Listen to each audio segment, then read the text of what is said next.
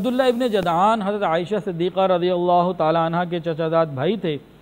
اور یہ بہت مہمان نواز اور لوگوں کو خوب کھانا کھلانے والے اور خوب خدمت کرنے والے، اور خیر کی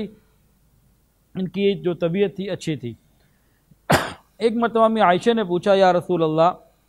عبداللہ ابن جدعان تو بہت مہمان نواز تھا، لوگوں کو کھانے کھلاتا تھا،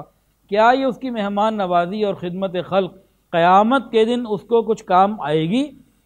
نبی علیہ السلام نے فرمایا کہ نہیں، بالکل کام نہیں آئے گی، کیونکہ اس نے اتنی بات نہیں کہی تھی، اس نے یہ نہیں کہا تھا رب اغفر لی خطیئتی یوم الدین، اے اللہ قیامت کے دن میرے گناہوں کو معاف کر دینا۔ اگر وہ اتنا کہہ دیتا، قیامت کے دن پہ یقین لے آتا تو اس کے یہ اعمال قبول ہو جاتے، لیکن وہ قیامت پہ یقین نہیں رکھتا تھا۔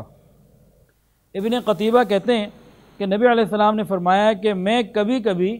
چلتے چلتے گرمی کے موسم میں عبداللہ ابن جدعان کے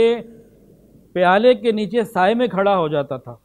اس کا کھانا کھانے کا پیالہ، پانی کا پیالہ، جو ضرورت کا برتن تھا اتنا بڑا تھا کہ اس کے سائے میں ایک آدمی کھڑا ہو جایا کرتا تھا۔ حضرت سلیمان علیہ السلام کے واقعے میں جو اس وار کو گزرا ہے قرآن مجید کے اندر آتا نا، وَجِفَانٍ كَالْجَوَابِ، اتنے بڑے بڑے حوض بنا دیا کرتے تھے جنات ان کے لیے کہ وہ اپنے وزن ہی کی وجہ سے اور اپنے بڑے ہونے کی وجہ سے نہیں ہلا کرتے تھے۔ تو یہ وجیفان کالجواب کا ایک نمونہ تھا عبداللہ ابن جدعان کا جو پیالہ تھا، اور نبی علیہ السلام اس کے سائے کے نیچے کبھی کبھی کھڑے ہو جاتے۔ ویڈیو کے نیچے سبسکرائب کے بٹن پہ کلک کریں، بیل کے آئیکن پہ کلک کیجئے تاکہ ہر نئی ویڈیو کی نوٹیفیکیشن آپ کو مل جائے۔